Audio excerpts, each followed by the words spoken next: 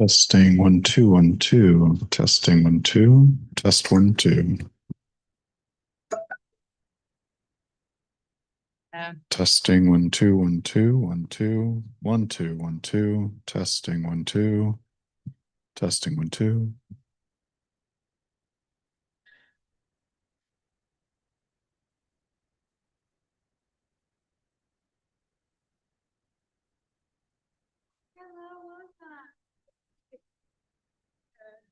It's a little bit early, I think.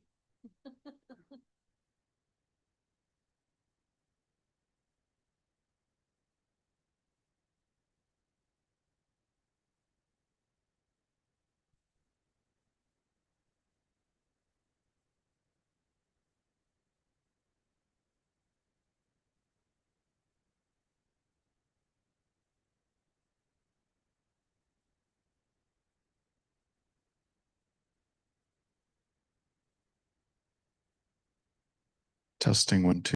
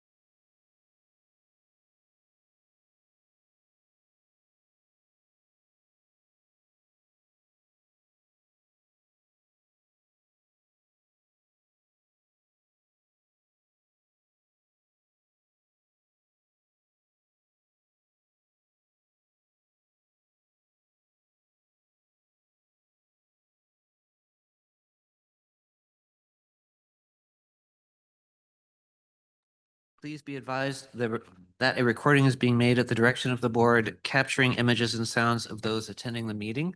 A link to the live Spanish interpretation of the Zoom meeting will be posted on both Facebook and our district website for anyone who would like to listen.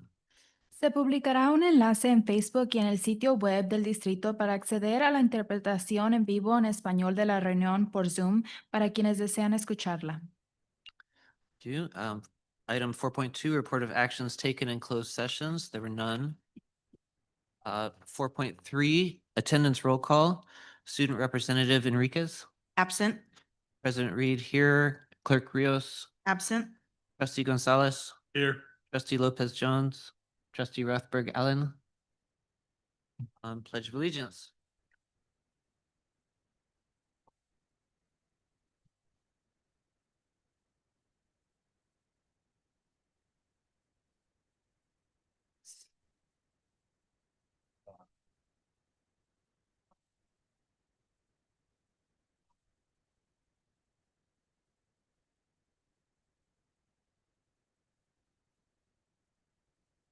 Four point five, district mission statement. At Calistoga, we empower students to graduate with respect, empathy, integrity, and the skills needed for success in life and work. We provide a supportive, inclusive environment where students gain essential academic knowledge, critical thinking abilities, and real-world skills.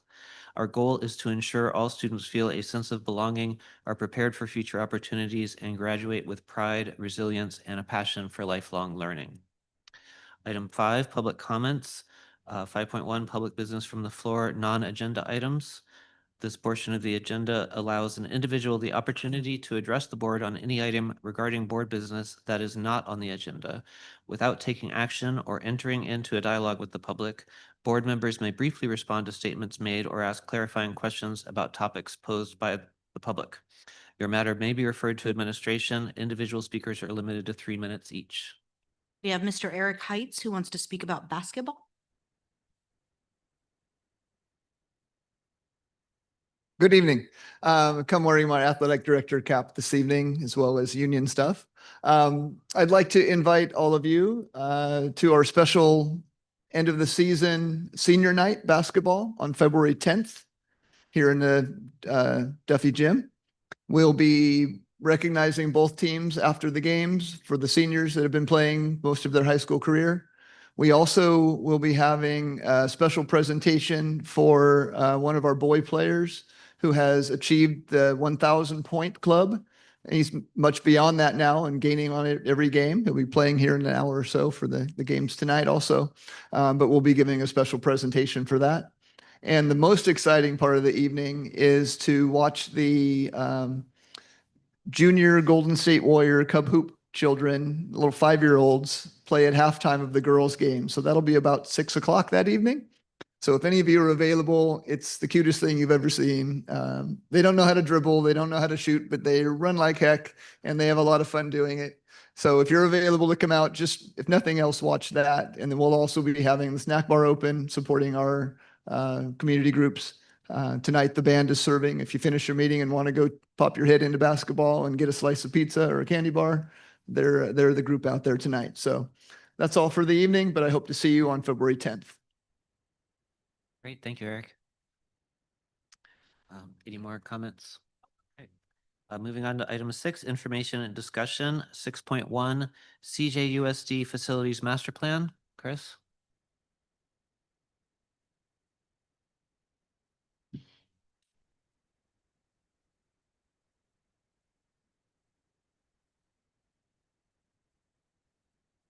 All right, so right around 2020 was the last time we did a facilities master plan. We've gone a different direction on a couple of the ideas and figured it was a good time to update that master plan just based on our bond program and our needs. And this is the result of multiple meetings and just discussing, where we want to take the bond program. Any questions?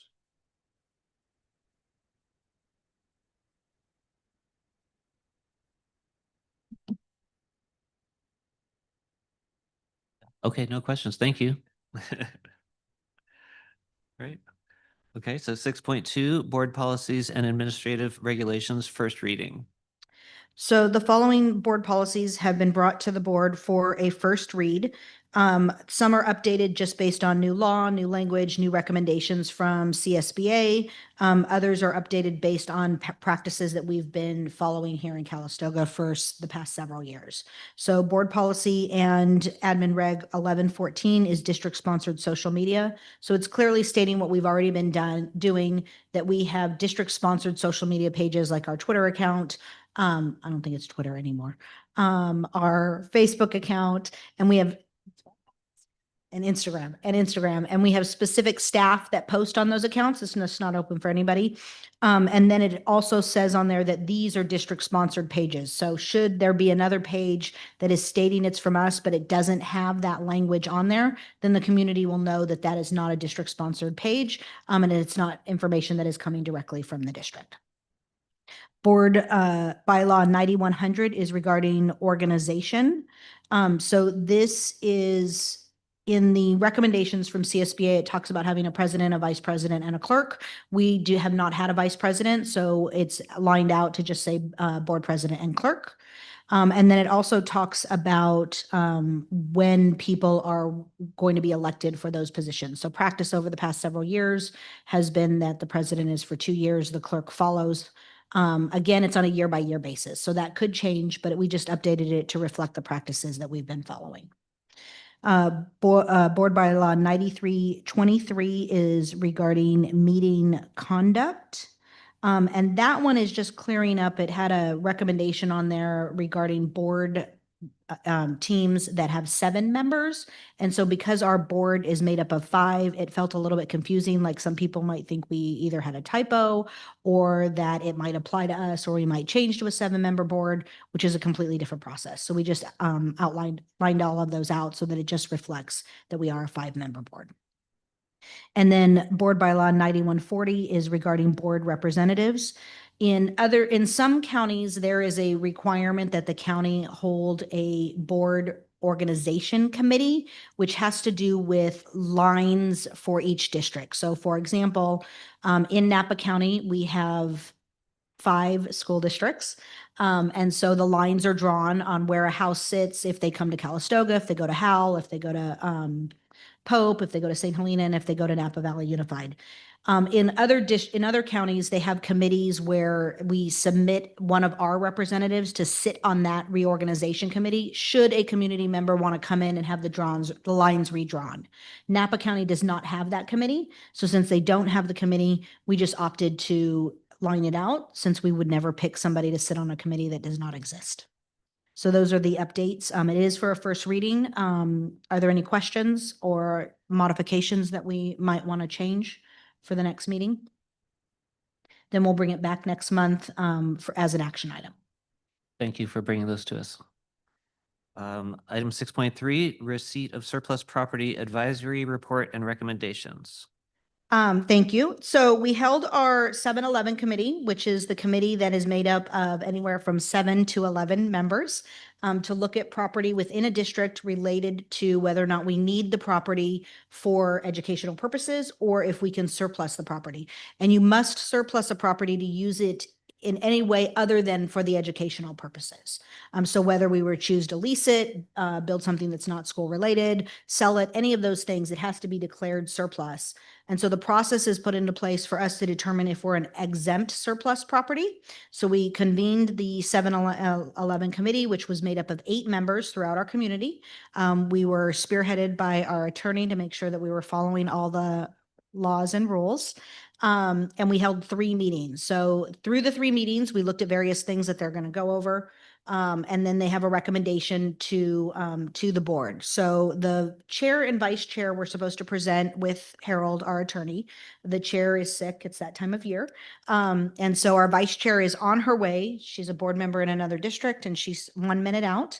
But we're going to get started and let Harold start since he has the beginning slides. But I do want to recognize that at least one of our other members of the team is here, Lana Richardson, who was on the committee. And so she came to see the report because she was also part of the committee. So they will present and then it'll be open for any questions that you have for the team.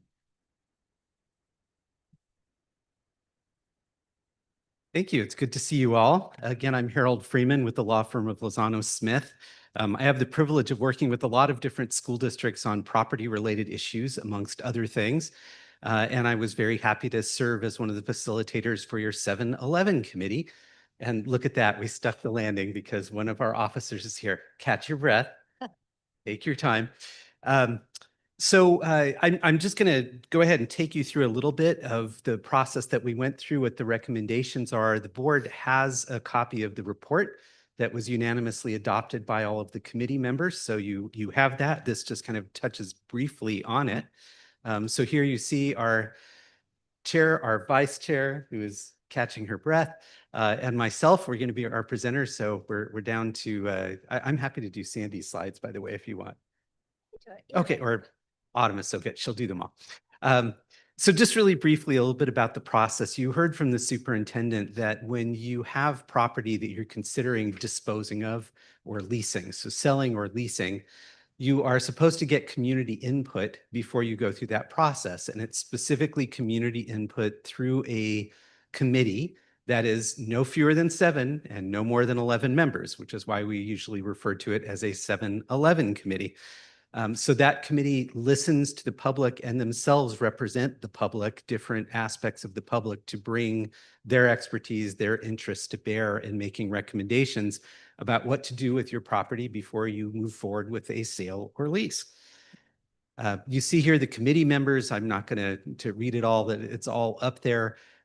Just be aware that you are required by law to have certain positions filled. You're supposed to have somebody from the business community. You're supposed to have a landowner or renter in the community. You are supposed to have an administrator, a teacher, a parent, people who have expertise in any of the following: environmental impacts, legal contracts, building codes, and land use. So really real estate.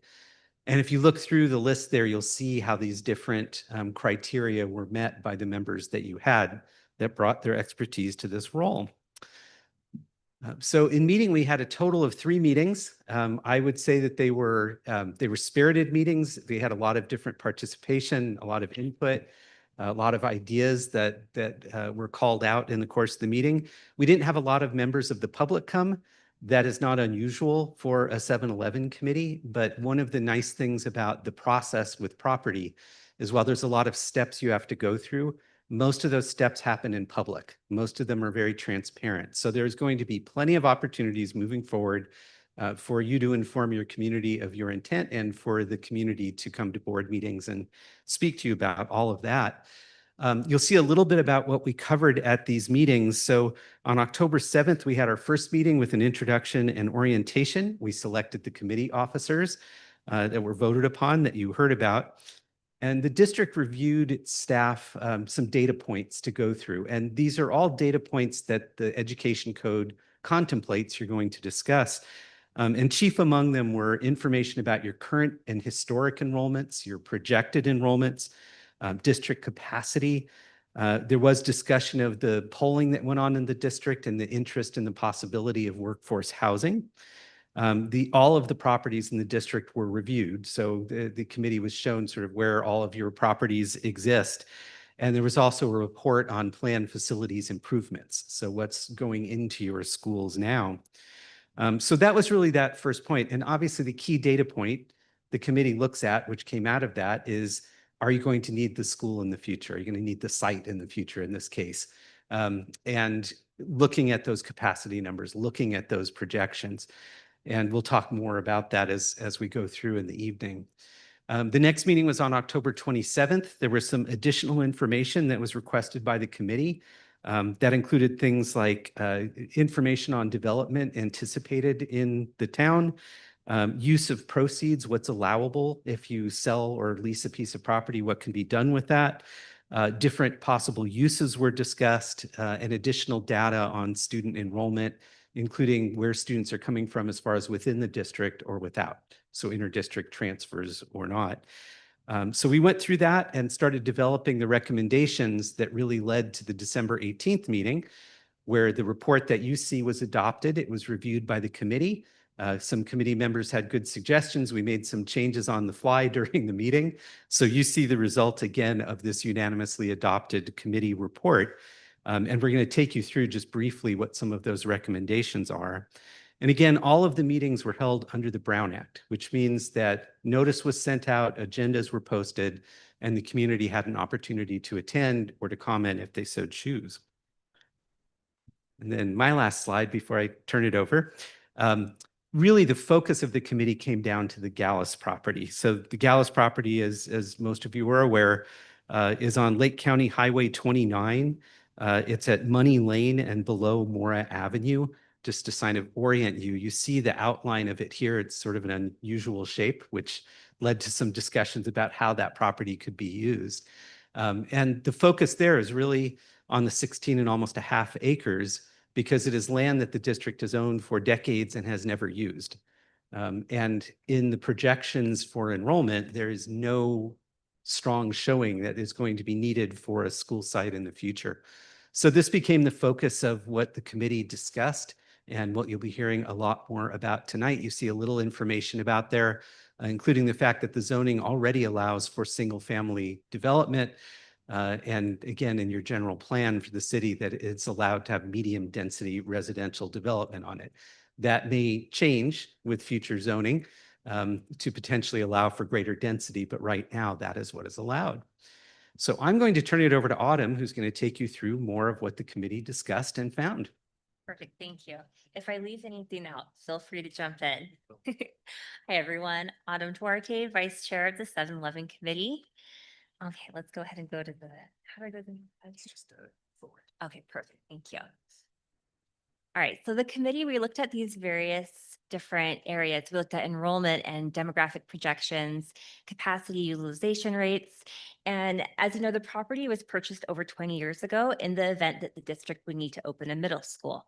So as we looked at these projections, it was clear to the committee that because of declining enrollment, because we have been declining at a rate of about 3% per year, we do not need to use this property for a future middle school, at least not, and I think the projections went out 20 some years in the future. And that also took into consideration the fact that there are some new developments being built in Calistoga, and even looking at that and how many children, how many students that might bring in, it still did not appear to be a need to have that property for a future middle school. Another data point that you'll see in the report for the board is that, so currently the district has capacity for 1,081 students, and our enrollment right now is only 746 students. That still leaves 335 open seats. So as you can see, we still have a number of open seats available. So we also looked at these other considerations, such as selling the property versus leasing the property, and the benefits and the pros and cons of the different avenues that we could go down. Selling it, that would give us more funds for facility management plans. Leasing it, would that still be attractive for developers if we were to lease the land? So we took all of these different considerations. We looked at the pros and cons of all of them. And then we looked at the need for workforce housing in the district. And we looked at survey data that the district had previously sent out prior years to staff. After looking at these considerations, we talked about, okay, what could the property be used for? So we looked at, okay, what if we need to retain it in case a school is needed in the future? And that, after looking at the data and the projections that we were given, we saw that, well, that would require maintenance, that would require insurance costs. And again, it is unlikely to be needed in the foreseeable future. We looked at a need for developing workforce housing. And then we also considered these other ideas, such as maybe more district offices, a performing arts center, community gardens, sports fields. So as you can see, we try to come up with a variety of ideas. And then we looked at, okay, is it feasible? Is it logistically possible? What are the pros and cons of the different options that the committee surfaced? We also looked at only selling a portion. So for instance, maybe we said, okay, well, what if this property, we sold a portion of it for a performing arts center, or a portion of it for a sports field? Could we do that? And then we realized that would significantly lower the development potential of the property and the value of the portion to be sold. So that was definitely would be something that to take into consideration, as it would drastically reduce the amount of funds we would be receiving for the property.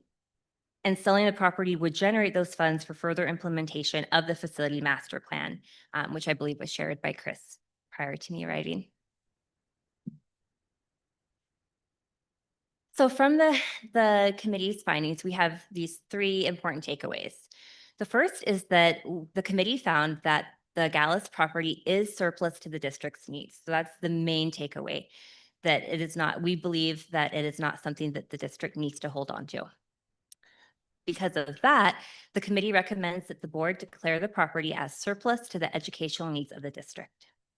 And then from that, the committee recommends that the board sell the property for development as workforce housing. I'm going to talk a little bit more about that.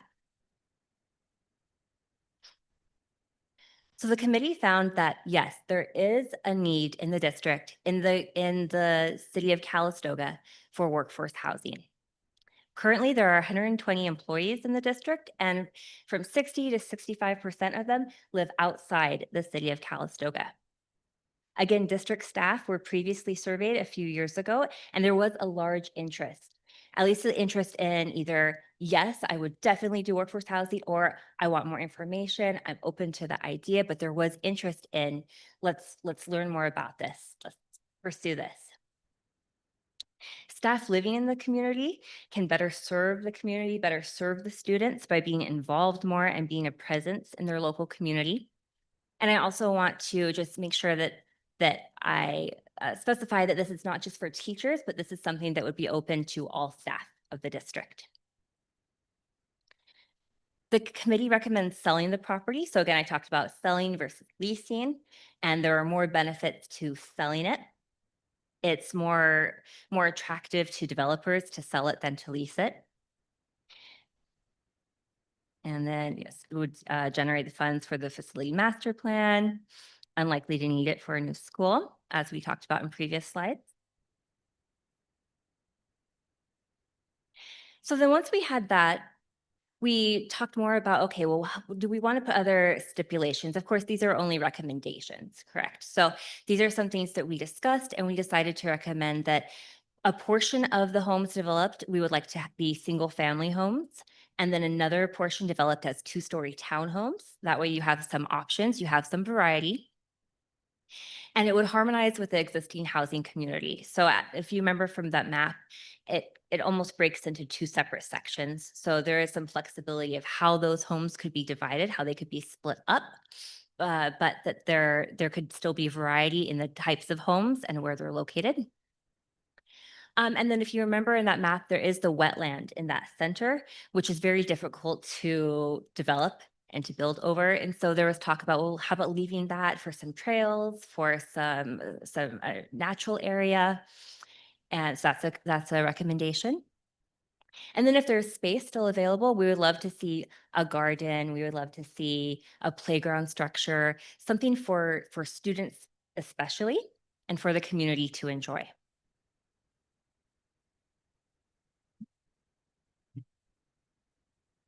And then what the committee would not like to support, not like to see there. So anything commerce related, larger lots, rural lots. We also spoke about not wanting this to be for people for a second home. We want to give this as an option for school staff, for if, and we talked about the different options of maybe not all the school staff takes this section of homes that are designated for them, that maybe it would go to city staff, that those would not be second homes, that this would be an opportunity for people that want to live in Calistoga, that do not currently own a home or would be switching to a home in Calistoga, that we would give them this opportunity. And we also talked about not wanting an HOA. Preferably, we would have a partnership with the city to help maintain the spaces, because we wouldn't want to create extra fees for the people living in the workforce housing by having an HOA.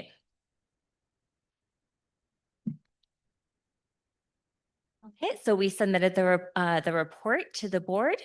You'll see a lot more data in there, more details. The findings, recommendations, or with the survey results, all of this information can also be found on that website. And then if there are any questions for myself or Harold or Dr. Pittman, please feel free. Thank you, Autumn, and thank you, Harold. Any questions? No, but I just like to thank everyone for their time and being on the committee and serving the district. I really appreciate the effort that you obviously put in and the thought going through the process. Can you clarify what you mean by rural lots? I don't get that. The committee's concern was that if you had a more rural lot, that usually is a larger lot with fewer homes on it. So more ranch style homes, multiple acres or acre or more of land, which restricts if there's any goal of using this to help with the affordability crisis, to help staff get in there, it's going to limit the amount of development. So really what we're talking about is no extremely large lots with limited numbers of homes. Thank you. Thanks again, and thanks to the entire committee for your work. Appreciate it. Okay, item 7, reports.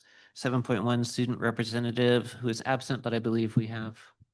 Yes, Principal Baldenegro is going to do the beginning and I will finish it up. Thank you, Cynthia. So yes, I will be presenting on behalf of Miss Itzia Enriquez, and we are halfway there, halfway to the end of the school year.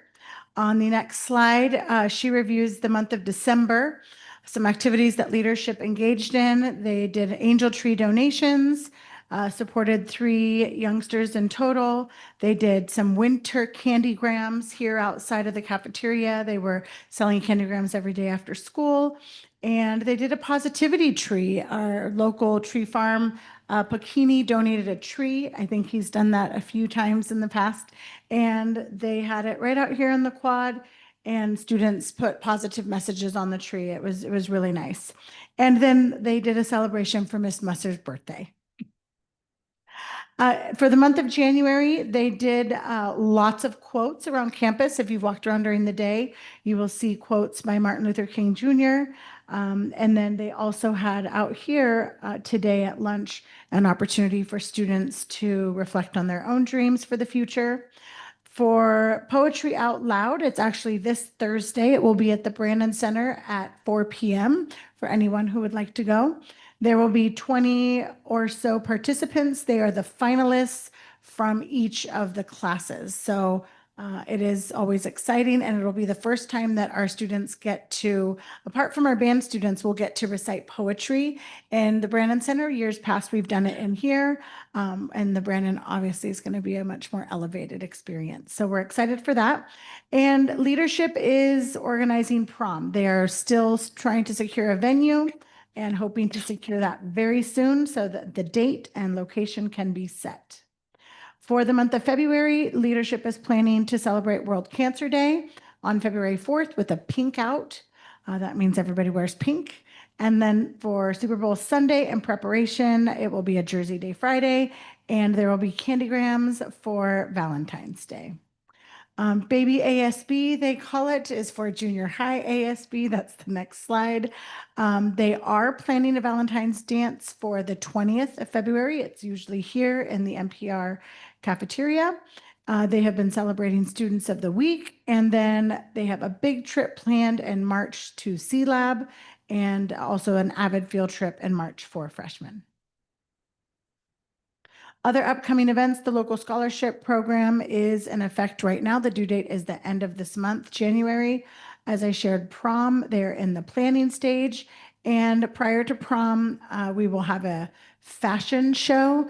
Last year, ASB got several tuxedos and dresses donated to put on a fashion show here in the big gym. It was really exciting. It was the first time we'd had that, and the kids seemed to really like it. We also are about to start spring sports right around the corner. And as Mr. Heights shared, the basketball senior night will be very quickly also around the corner in February. And the MIT Invent class is working on a new, I'm not sure I want to call it an invention, but it is something that they will be incorporating technology to support things that happen in the community or things that are impacting our community. And so they do actually have a planned field trip tomorrow to CES to visit the Wellness Center. I will be accompanying them on the field trip. I'm really excited to do that. And Itzia is not here today because she is at a conference. And I believe Dr. Pittman will be sharing the next two slides. She is waiting to hear back about the biliteracy medals. If she's not watching, I will surprise her. We did get the medals. They came in. They're really nice. It's for the seals of biliteracy, and the athlete recognition we have yet to determine. And Dr. Pittman. So she applied for and was accepted to the California Association of Student Council's Student Advisory Board on Education. They do an annual conference in Sacramento. You have to apply from a school district in California, and they accept anywhere from 75 to 90 students. So she is one of those students. So she went up on Sunday in Sacramento. They spent all day Sunday and Monday working in small groups on topics that are really pivotal to students and want to get students' voice on. So some of the topics included civic education, student representations in districts regarding funding, financial literacy, AI, restorative justice. And then the team that she sat on was supporting students with disabilities. And so they take the 75 to 90 students, they divide them into smaller teams of anywhere from 8 to 12. Those students work on possible legislation that they want to present to our senators and House of Representatives. And then from that small group, they select 3 within that group to actually sit at the table and present to the joint committee. So that next slide shows that Miss Itzia was one of the 3 that was chosen to actually present to the committee today. So part of her class watched it, and I sat and watched it. You could watch it on obviously they had it on video on their website, and then it's actually recorded so that anybody can watch it if they want. So those 3 young ladies presented on supporting students with disabilities, and then there will continue to be work that will be done beyond these 3 days to actually write possible legislation to get a legislator to co-author a possible new bill. Bills that they've done in the past include the requirement to have menstrual items in restrooms. Students brought that to the attention and said it's really important that there be free items available to students at schools. The idea of actually having a student board member, and if 10% of a population petitions to a board to have a member, then they need to have a member on their board. We've never had to do that because we've always had a board member, but there are other districts that don't. So it gave an avenue. So there's many things from the past that this committee has done and worked on. And I was so proud to see her on TV, watching her present to our senators and representatives. She definitely made Calistoga and Napa County extremely proud. So we're very proud of her.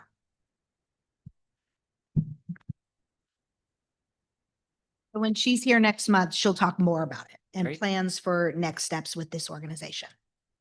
Any questions or comments on that? Okay, well, thank you, both of you, for presenting on Itzia's behalf. It's a good, well-excused absence tonight. Okay, 7.2, Calistoga Associated Teachers.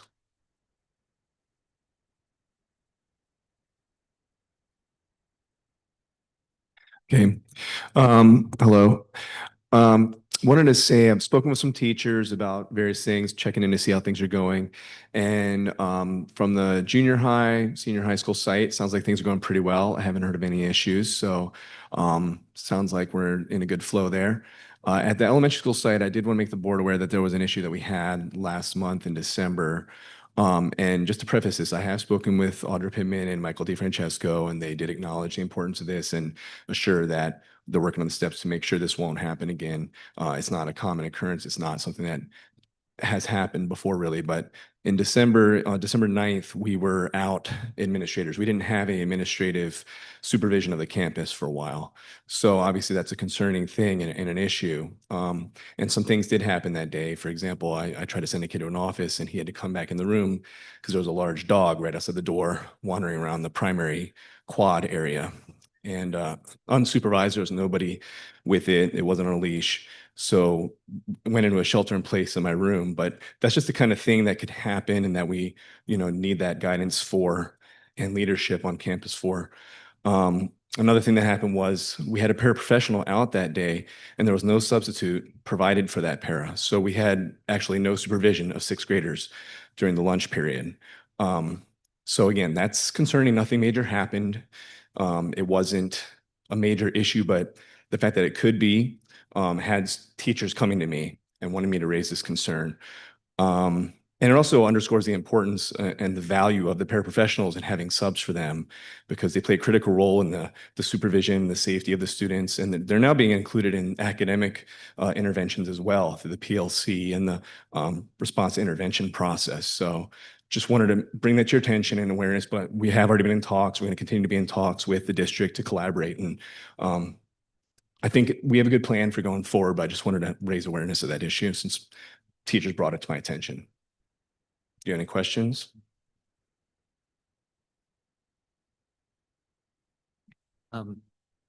Michael, do you want to address the December issue or the plans for addressing that in the future?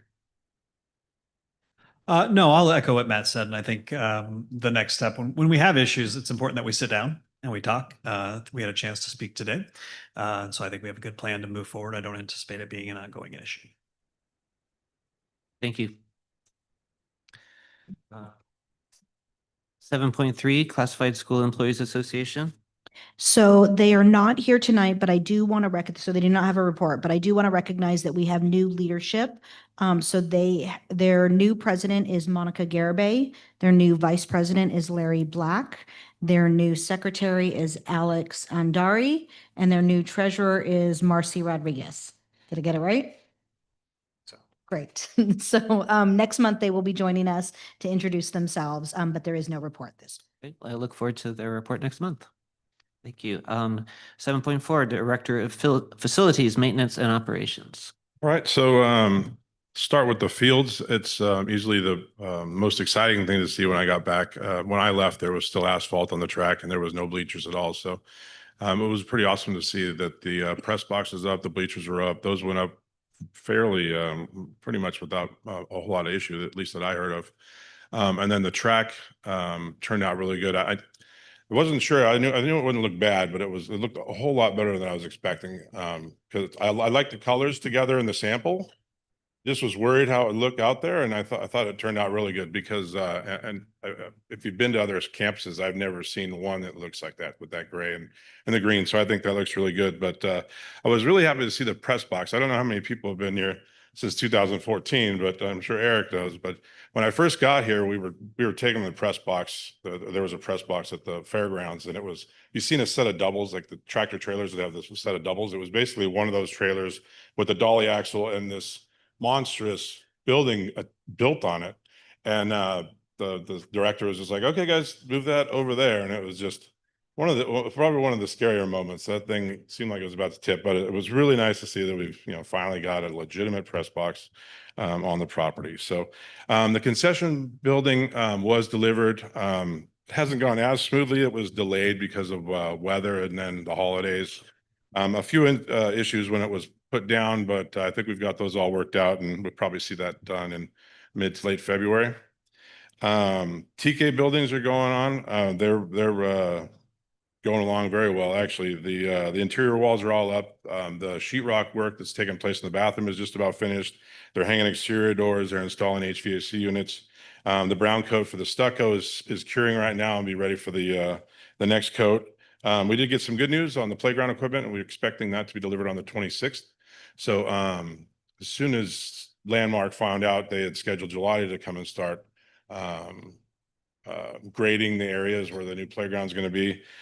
So the hope is that we could see some swings in mid-February, and then within the coming months, the kids could have a full main playground to play on. So we'll get more information as you know, as it goes along, but it's very promising.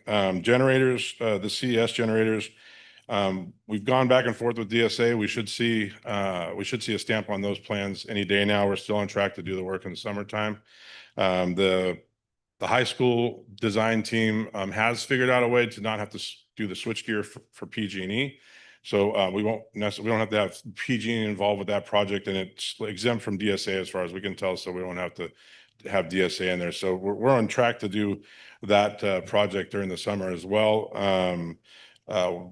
Obviously, we'll have to shut down power for extended period of time. So we've got summer school impacts that we're thinking about and working on, you know, ways to mitigate those issues. I mean, we've had a lot of stuff going on in the last few summers and we were successful. So I'm pretty confident we'll be all right. That's all I got. Any questions? Thank you, Chris. Yep. Okay, 7.5, Director of Educational Services and Human Resources. Okay, good evening. Not a lot of substantive information to report. We've been on winter recess for the last 3 weeks. We'll share a kind of a New Year's message and one of gratitude. Gratitude for Calistoga schools, and share that this continues to be a place where good things are happening. It continues to be fertile ground for positive change. In my career, I've seen a lot of initiatives come through education, and they're typically not unique to a school or a district, right?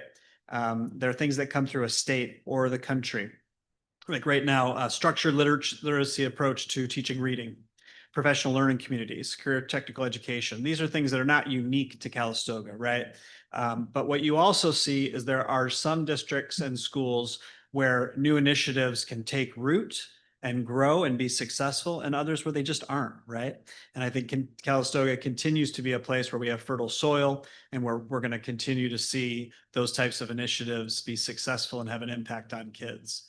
I continue to be excited about the education and the experiences we're offering our students, especially excited about the upgrades to facilities. Yeah, to echo what Chris said, the field's gorgeous. It's just beautiful. I've been out there. It was really interesting to see how they did the green paint. I don't know if anybody saw that. It's not paint, it's like powder, right? Somehow it's powder that they like push into color. They like, you know, anyways, field is gorgeous. The CTE building, science building is gorgeous. And I know that the construction at the elementary school is going to be amazing as well. Also excited about the dual language immersion planning and the programming that our students will have access to in the near future. And gratitude for our exemplary school staff and leadership team. I also want to share some gratitude for our partnerships, especially Napa County Office of Education. We've got some great work happening with them right now. The support that they're providing to our multi-language learner committee, to our structured literacy reading professional development, our math textbook adoption process, student mental health supports, and support for our special education work with their SELPA group is just essential. The work we do, the partnership we have, we couldn't do our work without NCOE. Also want to share appreciation for Up Valley Family Center, all that they do, especially coordinating the work with Mentis and Aldea for how they support our students and their well-being. And then lastly, appreciation for new CSEA leadership. Dr. Pittman shared who's in those new roles. We have, a whole new group. And so there were these openings. Who wants to lead the CSEA, the classified staff? And those are thankless jobs. It's hard work. It's complicated. It's not always fun. But we need strong labor leaders in our district. And so to have a whole new group of people step up and say, okay, we'll do it. That's admirable, and we are appreciative for them and looking forward to our new partnership with CSEA. That's my report for tonight. Thank you, Michael. Excuse me. Item 7.6, Superintendent. Thank you. So I already talked about Itzia and our student board rep going to Sacramento. Again, I just want to say how proud I am of the fact that she was selected and how she carried herself. And it's days like that when you watch our students out in the world being the best version of themselves is why we do what we do. So it was pretty exciting. I just want to comment that we have officially transitioned to our quote unquote new school resource officer. I say quote unquote new because we have Officer Sam back with us. So she started last week, back supporting our schools, both at the elementary school as well as here at the junior senior high school. Next week is my annual superintendent's conference that I attend every year, so I'll be out next week. Principal Baldenegro already mentioned that this Thursday is Poetry Out Loud. I do want to give a shout out and thank you to CEF that they are the ones that are paying for us to be able to hold the event at the Brandon Center. We did the music concert in December for the junior senior high school. This is one of the next ones that we're going to be doing, and then more will follow throughout the remainder of the spring semester. Tuesday, February 3rd is our next housing meeting with the community and with Brookwood that's presenting the ideas. So the intent is they've continued to get feedback from the community. They've adjusted ideas to what they want to present to the city. They're going to actually present what they want to present to the city and get a little bit more feedback before they submit their application to the city. And then I also want to congratulate one of our teachers, Kim Hoff, who is one of our support providers for reading intervention at the elementary school. She applied and was selected to be an instructional materials reviewer or content review expert for the 2026 ELA/ELD instructional materials adoption through the state. And so it is, we should say, wow, we're pretty excited that one of our staff members applied and was selected because this is it's an elite group. Just because you apply, you do not get selected. So we're pretty excited for Kim to be a part of that in her next step. So she'll just have days throughout the year that she will be working with them in lieu of being at work, but supporting this. And it will be extremely helpful to us as we transition to our new ELA adoption over the next couple of years, because she will have inside information and will be able to support us as we go down that road as well. That's my report. Thank you. Any questions? Thank you. All right, item 8, consent agenda, which requires a roll call vote. Actions proposed for the consent agenda are deemed routine in nature and will be enacted by one motion. There will be no separate discussion of these items unless any member of the board, the audience, or staff request specific items to be removed from the consent agenda for separate action.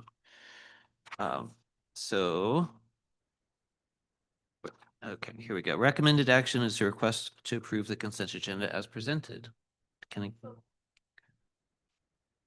Second. All in favor? Aye. Aye. Okay, and so this is a roll call. So Student Representative Enriquez is absent. President Reed, aye. Clerk Rios, absent. Trustee Gonzalez? Aye. Trustee Lopez Jones? Trustee Rothberg Allen? Aye. Okay, thank you. Item 9, action items. Protocol for action items includes a staff presentation, questions from the board, public input, deliberation by the board, and voting by the board. During public input, there will be a 3-minute time limit per person. 9.2, change order estimate with construction testing services.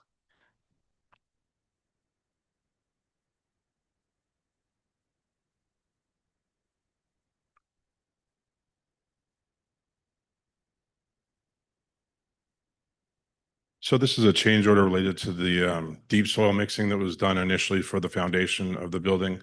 Once we got DSA feedback back, there was additional scope that we need to do in the testing. So that also included how those are stored, how they were pulled, who was taking them, what lab was testing them. So that's a result of additional DSA requirements.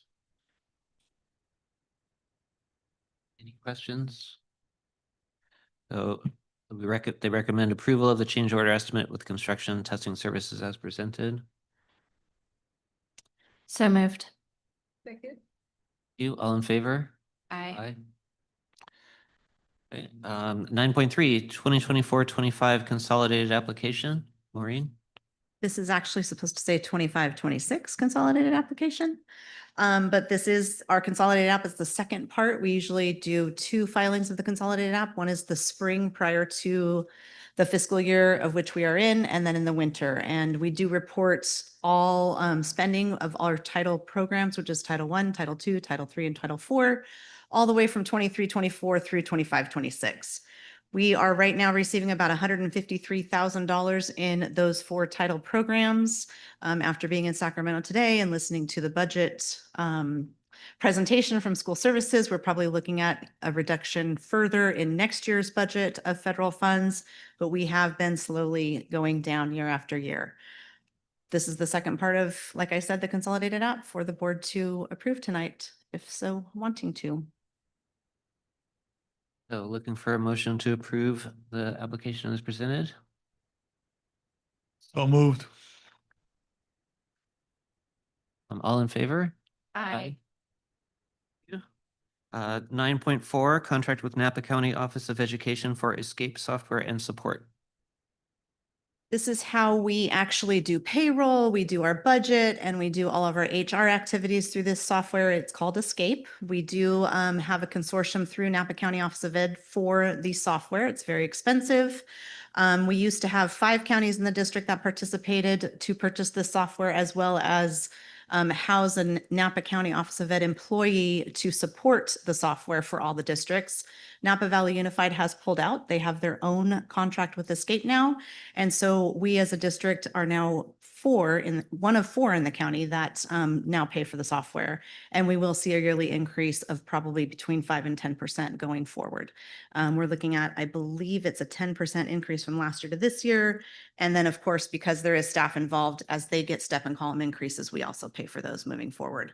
But this takes us through, I believe, 2930. And like I said, every year we'll see a slight increase. So looking for a motion to approve the contract with Napa County Office of Ed as presented. So moved. All in favor? Aye. Thank you. Okay. 9.5, Resolution 252606, declare the Gallus property as exempt surplus property. So before I talk about the item and present the staff's recommendation, we do have a letter from the public regarding this particular action item. So I will read it since the person is unable to be here tonight. Dear members of the Calistoga Joint Unified School District Board, I am writing to express concerns regarding the proposed sale of the district-owned Gallus property, which has been held by the district since 2007, as well as the process used to justify and advance this decision. The disposition of a major public asset and the launch of a complex development project demands a high level of transparency, rigor, and demonstrated educational value. Unfortunately, neither the process nor the proposal itself meets that standard. I participated in the recent 7-Eleven committee, which was charged with determining whether the Gallus property was surplus and identifying potential uses. While the committee was presented as a mechanism for public input, it quickly became evident that the outcome, selling the property for staff housing, was largely predetermined. Alternative uses were not explored with comparable depth or seriousness, and discussion felt procedural rather than genuinely deliberative. As a result, the committee functioned more as a formality than as a meaningful forum for evaluating whether this significant undertaking was truly in the best interest of students. What is most troubling is the sheer scale of resources already committed to this effort relative to its limited and uncertain benefit. The district has spent approximately $1.2 million on consultants and planning related to this project, despite the absence of early engagement with nearby neighbors, parents, or the broader community. For a district of our size, this represents an extraordinary investment of public funds, staff time, and leadership attention made before establishing a clear educational rationale or community consensus. While supporting educators is an important goal, this proposal offers a marginal and indirect benefit to students. There is currently no demonstrated shortage of staff, minimal turnover, and a very small number of employees that would take advantage of the proposed housing. When weighed against the time and resources needed to navigate this complex real estate transaction, the long-term educational return on investment is murky at best. At worst, it risks becoming a costly distraction from the district's core mission of addressing academic performance. It diverts leadership focus from improving instruction and responding to declining enrollment trends that may further reduce future staff housing demand. Concern is heightened by the district's recent financial spending. Calistoga schools have already passed 2 bond measures totaling approximately $83 million, with an estimated $35 million still unspent. The district states there is a shortfall in funding needed to complete the facility master plan above and beyond the heavy investment already made in facilities, including a new gymnasium, STEM building, TK building, sports fields, playgrounds, and other upgrades. All the while, student academic performance continues to lag behind California state standards. Given these academic failures, it is difficult to justify further expansion into asset-driven projects that do not directly and demonstrably improve student learning. The district's highest priority should be strengthening educational outcomes, improving curriculum effectiveness, supporting classroom instruction, and ensuring students meet or exceed state benchmarks. Undertaking a large-scale, resource-intensive real estate project with uncertain benefits undermines that focus. I respectfully urge the board to pause and consider this proposal, to re-examine whether the sale of the property and further focus on asset-only investments are warranted. It is time to refocus district efforts on the educational success of Calistoga students. Thank you for your time and consideration. Sincerely, Elizabeth Tangney, parent of CES student and community member. Thank you for reading that comment. So now the item is for resolution to declare the Gallus property as an exempt surplus property pursuant to California Surplus Land Act. Prior to disposal of real property, the district is required to declare if that real property is surplus land or exempt surplus land, which is not necessary for district use. The district owns a 16.44 acre unimproved property located off Lake County Highway 29, known as the Gallus property. This resolution declares the Gallus property is not necessary for district use and declares that the property is exempt surplus land. The resolution does not constitute a decision or commitment by the board to dispose of the property. It just states that the property is not needed for educational purposes.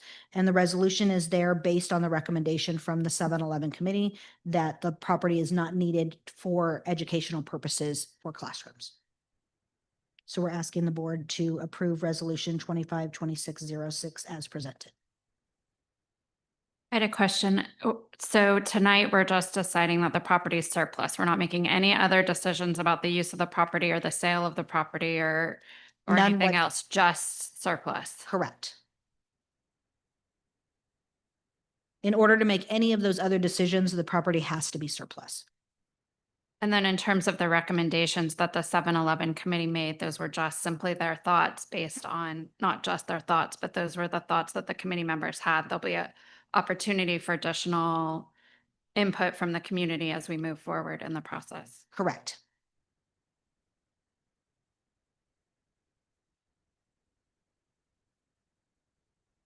You get a motion on this resolution?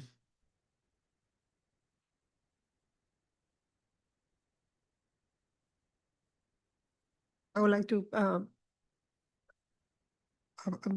make a motion to approve. Second. All in favor? Aye. Okay, thank you. 9.6, short-term assignment occupational therapist assistant. Our occupational therapist is currently on a statutory leave. In her absence, we have a virtual occupational therapist providing services to our students. That creates a need to have an individual or a staff member supervise students during the transition from classroom to virtual OT services and then supervise them while they're receiving services. So this creates a short-term assignment, meaning it's short-term in nature. It starts and then it ends. It's got unique job descriptions compared to our other positions within the district. And it serves kind of as its own thing, a short-term assignment, as opposed to creating a new ongoing position in the district. So this is the job description outlining those job duties for your approval.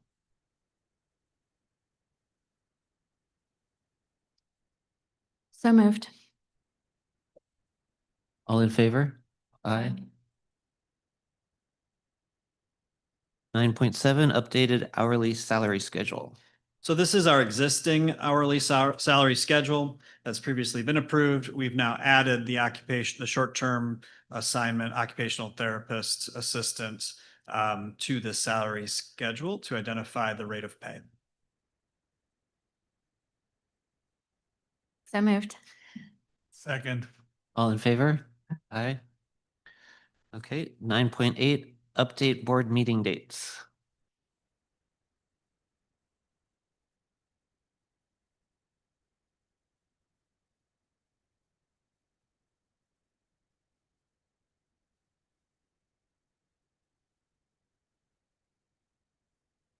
So last month we had our organizational meeting and we selected our dates.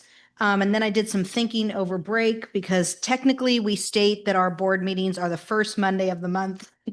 But there's often changes because the first Monday of the month might be a holiday. It might fall during break. And so if you look at that first column where it says current first Monday, all the dates with an asterisk show that we have changed the date for a variety of reasons. Today, January 20th, is because the first Monday in January is a holiday during winter break.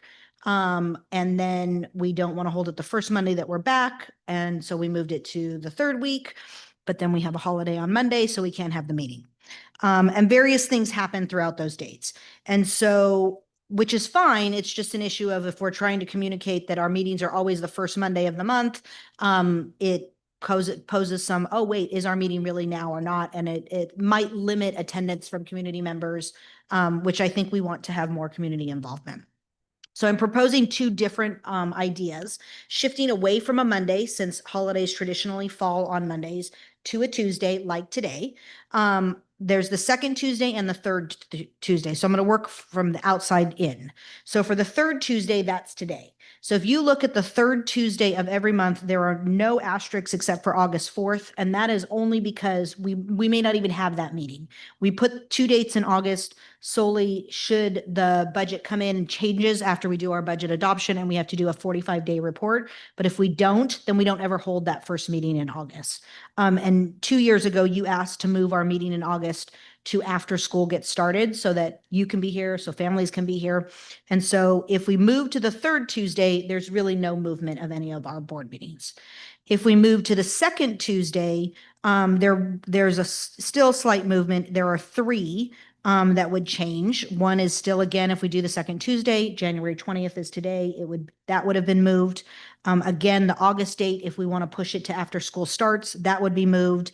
And then December would need to be moved because it is an election year. And in election years, you have to after the third Friday in December, which then means it'd have to be the third Tuesday. So my recommendation is the third Tuesday, but if that doesn't feel good for people for various reasons, I'd like us to discuss, but I would like us to discuss moving our meetings from the first Monday, just because it seems that there seems to be more movement. And if we want to be consistent, it allows us an opportunity. It also will allow us an extra day for anybody to review the board agendas, because we would still post it on either Thursday afternoon or Friday morning, and then allowing also Monday and Tuesday before we hold the meeting.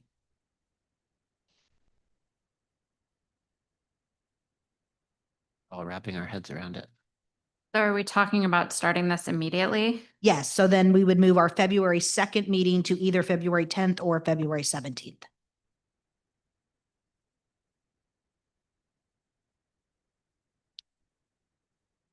And you said your recommendation was the third Tuesday? Yes, just because it's consistent and would be no movements. I don't see any issues from my part, so I'm okay with the third Tuesday. Fine as well.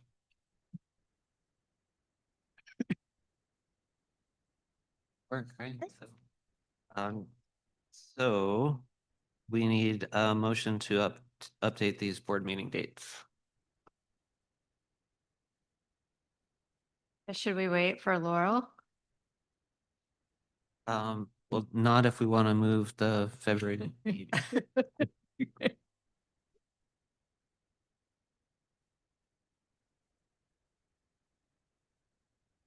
That's an excellent question. The second Tuesday, I think? Tuesday, I think. I think it's the second Tuesday.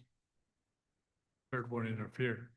I'm going to check right now, so we're not having our meetings on the Bet same. Lana left, she would know.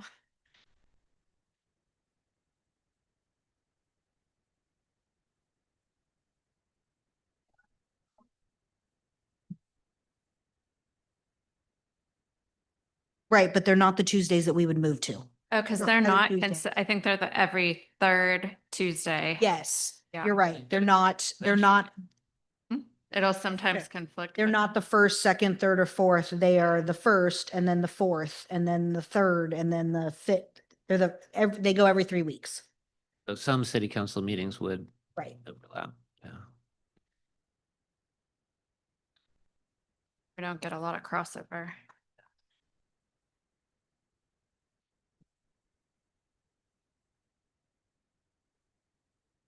My inclination will be to, to check with Laurel. I think it's super important that all of us are here as much as possible.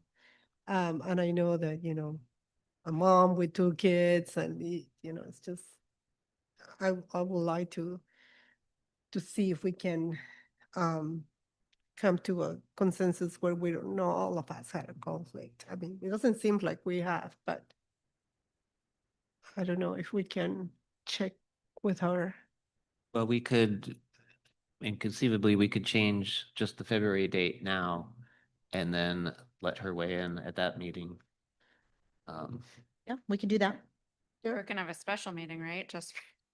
No. Yeah, you could vote to move the February meeting.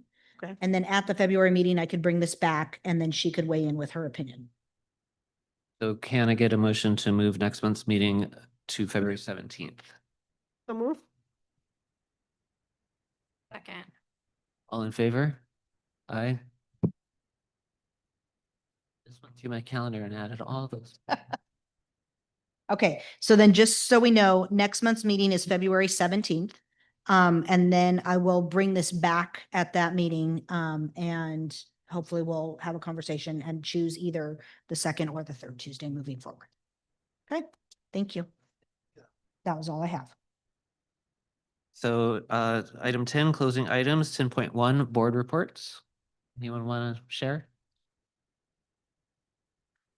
Got nothing. Good break. Okay. So board meeting calendar, Monday, February 2nd is not our next meeting. It is now February 17th, but same time, closed session at 5, regular open session at 6 here. And the March date is to be determined. Okay, and then, and we had 2 March meetings, but that I guess is all up in the air. So, tentative future agenda items include the Williams quarterly report. We have no need to reconvene to close session. So it is now time for that motion to adjourn. Good. All in favor? Aye. Thank you. Ah,